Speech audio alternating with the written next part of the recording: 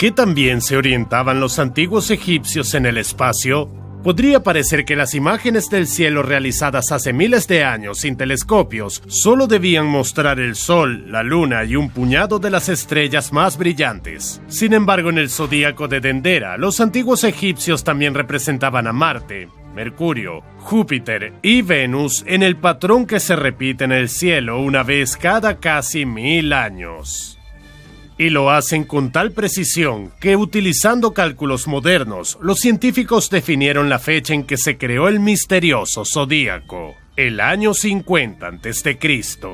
Y aunque los egiptólogos piensan que la imagen es más un ritual religioso, otros investigadores afirman que el zodíaco de Dendera contiene información astronómica demasiado detallada sobre las estrellas y el movimiento planetario para aquellos tiempos. En realidad, cuando los antiguos egipcios observaban al sol, sostenían la creencia de que era Ra quien lo transportaba por el cielo en su barca solar. Sin embargo, es posible que a pesar de esto, todavía tuvieran un conocimiento científico más profundo de lo que normalmente esperamos de ellos. Y el zodíaco de Dendera no es el único artefacto que puede probarlo.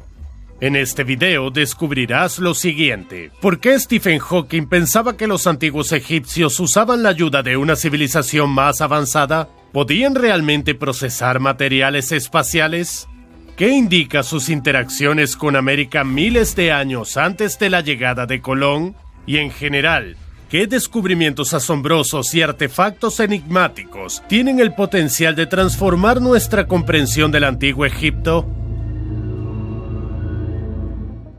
Algunos descubrimientos realmente indican que las tecnologías del antiguo Egipto eran más sofisticadas de lo que se piensa. Por diversas razones, los jeroglíficos de helicópteros resultan fascinantes para los científicos. Se encuentran entre los más antiguos y jugaron un papel crucial en la decodificación de la escritura jeroglífica primitiva. Sin embargo, el enigma más grande es la presencia de imágenes de un helicóptero, un submarino y un avión. De acuerdo con la explicación oficial, es simplemente una coincidencia muy peculiar. El punto es que estos jeroglíficos están representados en el templo de Osiris en Abidos, cuya construcción fue iniciada por el faraón Seti I y terminada por Ramsés II, quien hizo anular los jeroglíficos de su antecesor y grabar los suyos propios en su lugar. Esto se conoce como palimpsesto. A lo largo de los años, el yeso se erosionó parcialmente y, como resultado, los jeroglíficos se superpusieron, creando las imágenes que parecen representar inventos modernos. Sin embargo, algunos investigadores se muestran un tanto escépticos respecto a esta explicación científica, ya que les parece demasiado sospechoso para ser una simple coincidencia. No puede ser simplemente una casualidad que los jeroglíficos se desgasten y se superpongan para formar imágenes que se asemejan a maquinarias actuales. La doctora Ruth McKinley Over sostiene que es una evidencia directa que la ingeniería del antiguo Egipto era extremadamente avanzada. En otras palabras, según su interpretación, hace miles de años poseían helicópteros, submarinos y aviones, pero eran tecnologías altamente secretas. Pero si eso hubiera sido verdad, sin duda los asirios habrían sido testigos de estas máquinas durante las batallas contra los egipcios. Así que sus murales que ilustraban las innumerables batallas contra los ejércitos de los faraones tendrían esa apariencia. Por lo tanto, esta teoría parece poco convincente. Pero, ¿qué hay del pájaro de Saqqara? A menudo se utiliza como prueba de que los antiguos egipcios conocían las leyes de la aerodinámica. Algunos científicos consideran esta figura un mero juguete, una reliquia del culto a Horus, el dios halcón. Sin embargo, el egiptólogo Khalil Messia argumenta que el pájaro de Saqqara es un prototipo de un antiguo planeador que aún no ha sido descubierto. Messia explica la falta del estabilizador horizontal, que es esencial para el vuelo, sugiriendo que esta pieza se perdió. El investigador incluso realizó un experimento, construyó un modelo del pájaro de Saqqara añadiéndole la pieza que faltaba. Como resultado del experimento, Messia descubrió que el pájaro era realmente capaz de planear varios metros. Martin Gregory, especialista en diseño y pilotaje de planeadores, realizó un experimento similar con el pájaro de Saqqara. Gregory fabricó réplicas del pájaro de Saqqara y llevó a cabo una serie de experimentos propios. A raíz de estos experimentos quedó claro que el pájaro era completamente inestable sin el estabilizador horizontal. Pero un análisis más profundo del artefacto reveló que evidentemente nunca tuvo uno. Por el contrario, este modelo resultó ser una excelente veleta. Señala la dirección del viento de manera precisa y constante, lo que indica que los antiguos egipcios sabían cómo utilizar la energía eólica. Entonces, ¿pudieron haberla empleado para transportar algo?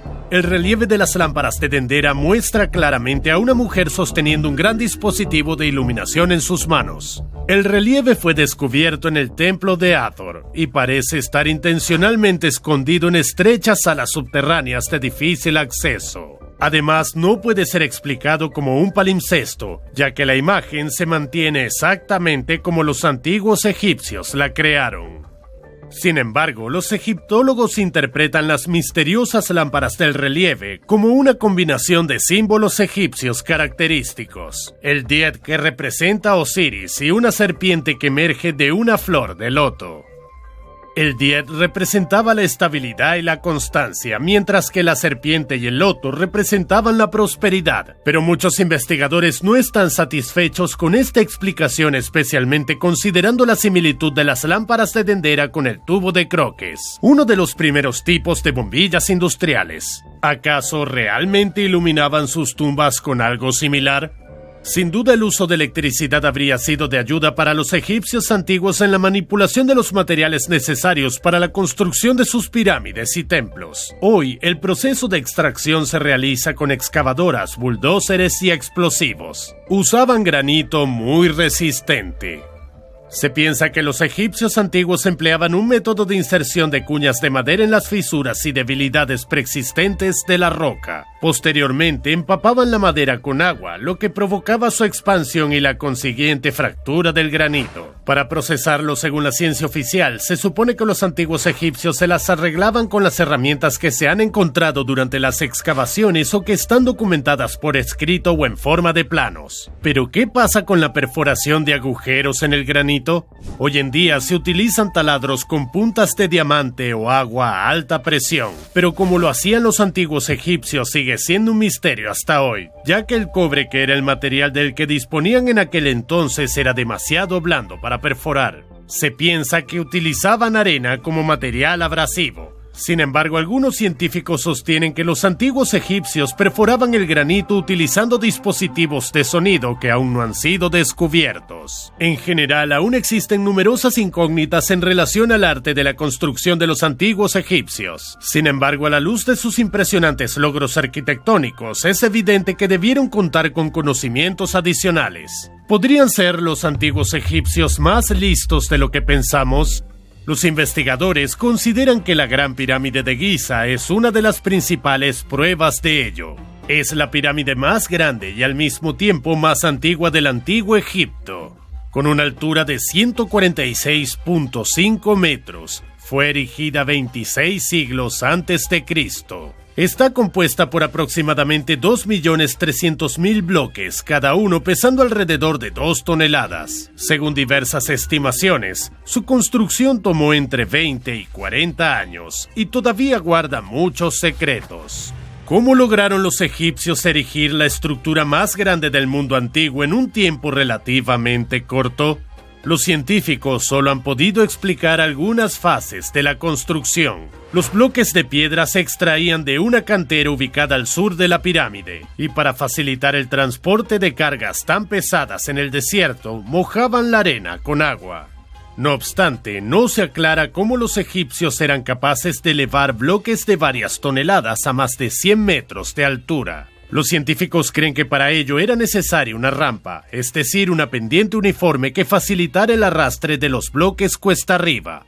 En Hatnub, los arqueólogos hallaron una de estas rampas esculpidas en la piedra. Presentaba una inclinación considerable y estaba flanqueada por escaleras en ambos lados, las cuales estaban revestidas de orificios repetitivos donde se colocaban postes de madera. También se descubrieron vestigios del sistema de cuerdas y poleas que consistían en ruedas que tensaban las cuerdas. A pesar de su sofisticada ingeniería, esta rampa resultaba demasiado pequeña para la construcción de la Gran Pirámide de Giza. Según las evaluaciones, para elevar los bloques se necesitaría una pendiente en un ángulo de unos 20 grados. Esto implica que la rampa que tendrían que añadir a la gigantesca pirámide no sería menos colosal. Debido a estas inconsistencias, el escritor y periodista británico Graham Hancock argumenta que las pirámides fueron en realidad construidas por miembros de una civilización antigua altamente avanzada, dado que los egipcios no poseían los conocimientos de ingeniería necesarios para su construcción. También hay acaloradas discusiones sobre sus otros parámetros. El escritor belga Robert Bauval descubrió una correlación entre la ubicación de las 3 estrellas principales del cinturón de Orión y las 3 pirámides principales del complejo de Giza. En su perspectiva, los antiguos egipcios poseían conocimientos de astronomía y geografía relativamente avanzados para correlacionar con precisión las pirámides con las estrellas. Pero esta teoría va más allá. Los científicos sostienen que las pirámides se construyeron alrededor de 500 años antes de Cristo, es decir, cualquier similitud entre las pirámides y el cielo debería estar relacionada con la disposición de las estrellas de aquel entonces. Pero el cielo estrellado cambia con el paso del tiempo y en consecuencia Orión tenía una disposición completamente diferente hace 4500 años. E incluso teniendo en cuenta la alineación estelar actual, la correlación no es precisa. Usando el equipo de un planetario, los astrónomos concluyeron que para lograr una alineación de las pirámides con la disposición del cinturón de Orión, la ubicación de las pirámides o de las estrellas tendría que estar desplazada.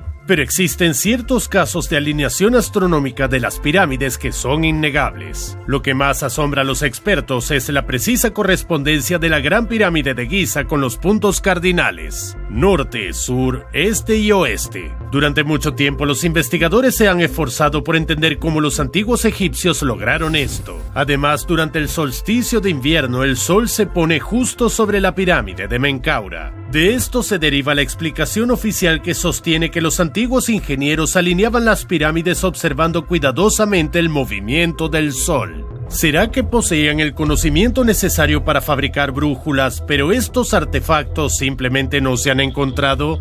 ¿O acaso tenían un conocimiento de astronomía mucho más avanzado de lo que suponemos? Y esto no solo en astronomía. Scarlett Moffat, quien participó en el programa estadounidense I Am a Celebrity en 2016, conmocionó a la audiencia afirmando que la velocidad de la luz en el vacío coincide perfectamente con la anchura de la punta superior de la Gran Pirámide de Giza. Y este es un hecho real que no se puede negar ni explicar. ¿Cómo podían los antiguos egipcios conocer la velocidad de la luz? Tradicionalmente, los científicos lo explican como una absoluta coincidencia. Pero Moffat propuso su propia teoría. Afirmaba que de acuerdo con las teorías de Einstein, para realizar un viaje en el tiempo se debe superar la velocidad de la luz. Esto sugiere que las personas del futuro podrían haber superado la velocidad de la luz para viajar al antiguo Egipto, y construyeron las pirámides como objetos bastante notables y, lo que es más importante, duraderos, que contienen un indicio evidente de que el viaje en el tiempo es realmente posible. Naturalmente, incluso los espectadores del programa empezaron a burlarse de Moffat, pero muy pronto el mismísimo Stephen Hawking apoyó de repente sus teorías. Le envió una carta en la que afirmaba que la teoría del viaje en el tiempo podría ser una razón legítima para explicar las extrañas coordenadas de las pirámides. Si los misterios del antiguo Egipto hacen que científicos tan serios hablen de viajes tan fantásticos, ¿cómo podríamos explicar hallazgos y realidades aún más extraños del antiguo Egipto? Muchos estudiosos sugieren que los antiguos egipcios no estaban en contacto con personas del futuro, sino con seres de otros planetas. ¿Pero qué pasaría si asumimos que esto es cierto? Entonces los antiguos egipcios necesitarían un sitio para guardar el conocimiento extraterrestre. De acuerdo con la mayoría de estas teorías, deberíamos buscar en los pozos dentro de la Gran Pirámide de Giza. Se extienden desde la llamada Cámara del Rey hasta las profundidades desconocidas debajo de la pirámide. Algunos expertos sostienen que estos pozos fueron construidos para ventilación, aunque no se comprende por qué los difuntos requerirían acceso al oxígeno. Según otra hipótesis, los pozos fueron diseñados como vías hacia el cielo. Dos investigadores, Virginia Trimble y Alexander Badaway, descubrieron que uno de los pozos está dirigido hacia donde estaba la estrella polar en la época en que se construyó la pirámide. El otro pozo supuestamente apunta hacia el cinturón de Orión. Estos dos cuerpos celestes tenían un gran valor en la antigua mitología egipcia. ¿Podrían ser el punto desde donde las profundidades de la pirámide recibían señales del cosmos? A muchos defensores de la teoría del contacto alienígena les gustaría pensar que sí, pero en realidad los pozos están obstruidos con enormes piedras que impiden el acceso directo al cielo. En cualquier caso, su propósito sigue siendo un enigma. Científicos de la Universidad de Leeds en el Reino Unido intentaron resolverlo. En 2020 se creó un robot que exploró 60 metros de uno de los pozos y grabó secuencias de 9 horas. Al final del diminuto túnel, el robot rodeó una de las piedras que bloqueaban el paso. Detrás de la piedra, descubrió una pequeña sala con intrincados símbolos dibujados en el piso. No se esperaría encontrar tales cosas en un conducto de ventilación. Sin embargo, lo que se encuentra detrás de la segunda piedra, que el robot no pudo superar, sigue siendo un misterio. Algunos académicos proponen que los pozos conducen a la mazmorra de la pirámide, donde se resguarda el misterio de civilizaciones extraterrestres. Cuanto más profundo esté escondido, mejor, ¿verdad? Y esta idea, que parece absurda a primera vista, sigue obteniendo un apoyo sorprendente. La doctora Kathy Forti logró entrar en el pozo de Osiris. Esta mazmorra tiene 3 niveles, el último de los cuales conduce a túneles de agua situados a más de 38 metros bajo tierra. Tras superar el primer nivel, donde la respiración se dificultaba debido a la escasa ventilación, Kathy entró en una sala de piedra que albergaba 7 cavidades destinadas a sarcófagos, y solo 2 se encontraban en su posición original. Estos sarcófagos, hechos de basalto negro y granito y con un peso de varias toneladas, pertenecían a los guardianes y sacerdotes de alto rango. El tercer nivel del pozo de Osiris ha estado inundado desde 1934, lo que complica realizar su exploración. Sin embargo, la doctora Forti logró echar un vistazo al pozo sumergido. A través del agua, observó una losa de piedra cubierta de símbolos borrosos que escondía otro enigmático sarcófago. Los egiptólogos conjeturan que podría ser la tumba de Osiris, dado que el pozo lleva su nombre.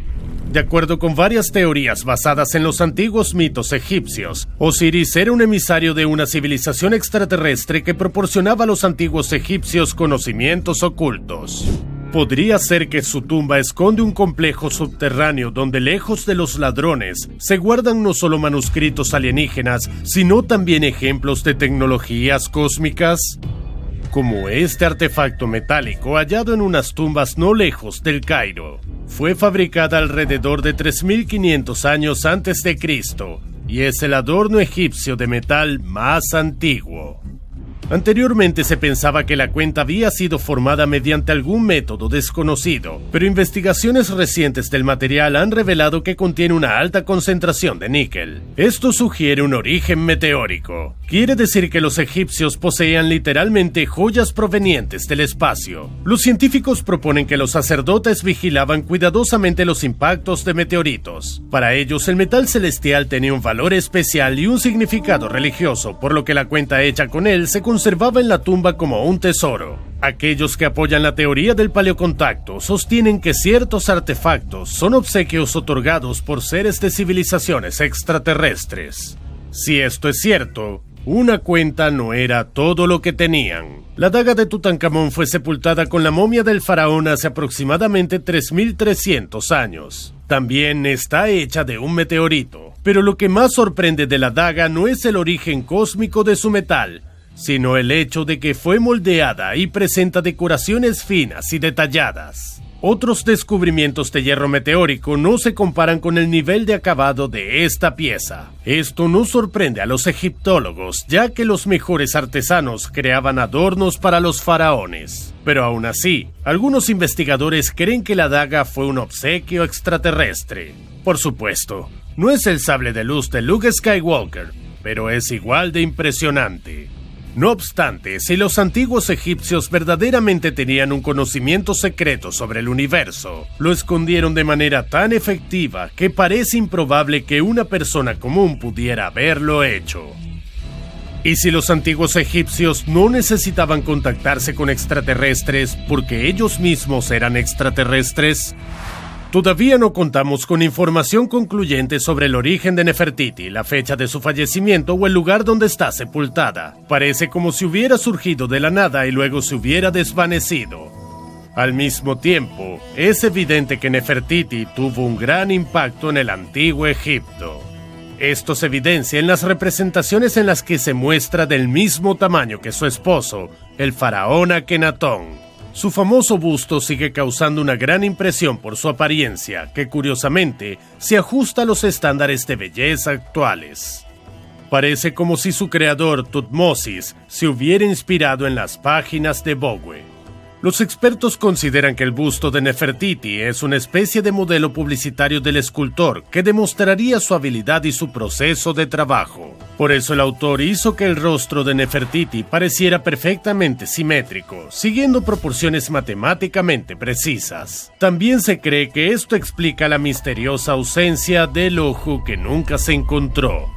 Los egiptólogos sugieren que el escultor no lo insertó intencionadamente para demostrar una de las etapas del trabajo. Pero existe la fascinante teoría de que el ojo ausente señala en realidad algún tipo de implante de alta tecnología. ¿Y de qué otro origen que no sea extraterrestre podría ser? Lo que lo hace aún más intrigante es que en los últimos años se ha prohibido tocar el busto para no dañarlo. ¿O acaso se hizo para asegurarse de que no lo estudiáramos más de cerca y encontráramos pruebas de la teoría de los implantes? Entonces, ¿era Nefertiti una belleza sobrenatural en ambos sentidos de la palabra? La imponente corona de Nefertiti que simbolizaba su poder solo alimenta las teorías. ¿Y si debajo hubiera un cráneo extraterrestre alargado? Pero si los tocados extravagantes fueran un indicativo de origen extraterrestre, la manera más directa de encontrar alienígenas sería asistir a la Semana de la Moda. No obstante, resulta interesante que el esposo de Nefertiti, Akenatón, tuviera una corona similar. Además, tenía labios y orejas excepcionalmente grandes, así como rasgos faciales femeninos. Por esta razón, los científicos creen que padecía el síndrome de Froelich, que produce este tipo de apariencia en particular. Esta enfermedad afecta a la pubertad, por lo que los hombres pueden tener una apariencia femenina. A pesar de ello, algunos investigadores sostienen que Akenatón simplemente no era humano, y como respaldo a este argumento, a menudo se menciona su radical reforma religiosa. Este faraón fue el único gobernante egipcio que intentó establecer el culto a un solo dios. Los antiguos egipcios adoraron a diferentes deidades durante siglos, pero Akenatón lo prohibió y despojó de todo poder a los antiguos sacerdotes. En contraste con las antiguas divinidades antropomórficas, Atón, el nuevo dios único, se representaba como el astro rey el sol, es decir, un símbolo cósmico sin características humanas. Los expertos interpretan la reforma de Akenatón como su intento de perjudicar el poder de los antiguos sacerdotes y unificar mejor a Egipto con la nueva religión. A pesar de ello, teorías alternativas presentan a Akenatón como un misionero extraterrestre que intentó instaurar un nuevo culto cósmico. Pero aunque esto fuera cierto, Akenatón no tuvo mucho éxito, ya que su religión solo perduró unos 20 años. Tras la muerte del peculiar faraón, su sucesor Tutankamón retornó a los antiguos dioses y costumbres, y los sacerdotes hicieron todo lo posible por eliminar de la historia cualquier mención al gobernante rebelde. Pero hubo un hombre en la historia de Egipto que fue venerado incluso por encima de los faraones. Fue reconocido como un semidios, y se erigieron templos en su honor, y todo ello gracias a sus innovadores logros científicos. Se cree que Imhotep fue el autor de la forma piramidal para las tumbas de los faraones. La pirámide de Zoser, la obra arquitectónica más reconocida de Imhotep, marcó el inicio de la tradición arquitectónica del reino antiguo. También se cree que Imhotep es el autor del papiro Edwin Smith, la primera obra médica conocida por la humanidad. Contiene 48 casos de lesiones, así como descripciones de los exámenes y tratamientos necesarios. Y todo parece haber emergido de la nada en la sociedad antigua, donde antes y después de Imhotep, las prácticas médicas arcaicas eran bastante comunes. Los arqueólogos han encontrado momias de mujeres con tatuajes en la parte baja de la espalda. Sin embargo, esto no se hacía como decoración. Estos zigzags que representan el agua se tatuaban en el cuerpo para aliviar el dolor durante el parto y la menstruación. Pero 1000 años antes, Imhotep entendió que los tatuajes no eran los analgésicos más efectivos y prescribió a sus pacientes una medicina real basada en sustancias disponibles localmente. Sus métodos también incluían exámenes, diagnósticos, masajes y recomendaciones dietéticas. Los científicos atribuyen el enfoque innovador de Imhotep a su genio natural. Pero muchos defensores de las teorías extraterrestres sostienen que el genio era en realidad un médico bastante común, aunque proveniente de una civilización espacial más avanzada. Una vez que llegó a la Tierra, decidió hacer todo lo posible para ayudar a las personas que eran tratadas con tatuajes. Y si las figuras más influyentes del antiguo Egipto eran realmente extraterrestres, todos los hallazgos y coincidencias extrañas de repente dejan de ser anomalías para convertirse en consecuencias comunes de los paleocontactos. Entonces, ¿por qué se ha conservado tan poca información sobre estas intervenciones cósmicas? ¿Y si solo un puñado de alienígenas llegaron a la Tierra después de escapar de su planeta tras algún desastre global? Al encontrar refugio en la Tierra, probablemente decidieron dar las gracias a los humanos y compartir tantos conocimientos como pudieran. Pero no fue suficiente para que la arcaica sociedad del antiguo Egipto avanzara. ¿Qué te parece? ¿Podría ser que, antes de establecerse definitivamente en Egipto, volaran a América en busca de los materiales necesarios? De lo contrario, ¿cómo se explica el siguiente hallazgo? A principios de los 90, una toxicóloga alemana, Svetlana Balabanova, realizó un análisis bioquímico de una momia de 3000 años de antigüedad y encontró en ella restos de cocaína y nicotina. Es ampliamente sabido que la coca y el tabaco solo se encontraban en América en esa época, mientras que los barcos de los antiguos egipcios solo eran adecuados para navegar por el río Nilo o realizar travesías cortas por el mar Mediterráneo. ¿Esto implica que algunos de los faraones extraterrestres atravesaron el océano? De hecho, las antiguas rutas de suministro de estimulantes y alucinógenos prohibidos podrían explicar muchas cosas. ¿Tú qué crees? ¿Los egipcios lograron todo esto por su cuenta? ¿O tuvieron la ayuda de alguien o algo?